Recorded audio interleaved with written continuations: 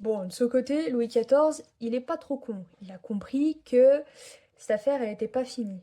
Donc, il va demander à son lieutenant de police de Paris, qui s'appelle Gabriel Nicolas de Larénie, d'enquêter un petit peu. Larénie, c'est le mec de la situation. En 1679, Larénie, il va mettre à jour le plus gros réseau possible.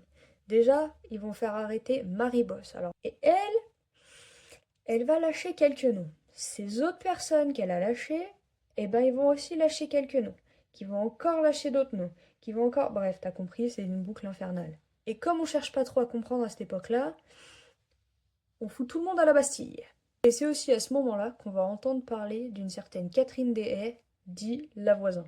Alors, on va l'arrêter en mars 1679, et encore sous la torture, vraiment c'était top le XVIIe siècle pour ça.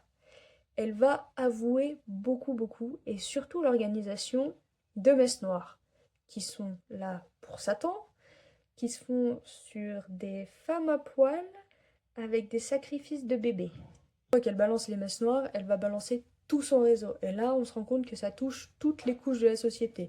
Marquise, duchesse, marchande. Vraiment, toutes les couches de la société sont représentées. Et on remarque surtout que c'est beaucoup, beaucoup, beaucoup de femmes. Ah oui, les mariages forcés, c'est bien. Et du coup, les femmes, elles adorent tellement ça qu'elles veulent qu'une chose. Tuer leur mari. Bon, Larini, quand il comprend tout ça, il est vraiment choqué et il va voir le roi. Et le roi, lui, il va lui dire, on va créer une juridiction spéciale qui va s'appeler la Chambre ardente. Et là-bas, ils vont pouvoir juger toute cette histoire de poison vraiment de manière discrète. Arrêtée en même temps que sa mère, par contre, la fille de la voisine, elle va balancer le nom. Elle va balancer Madame de Montespan. Et Madame de Montespan, et ben à cette époque-là, c'est la favorite de Louis XIV. En gros, c'est celle qu'il faut pas trop toucher, quoi. À la cour, ça fait scandale, et la Montespan, elle est de plus en plus soupçonnée.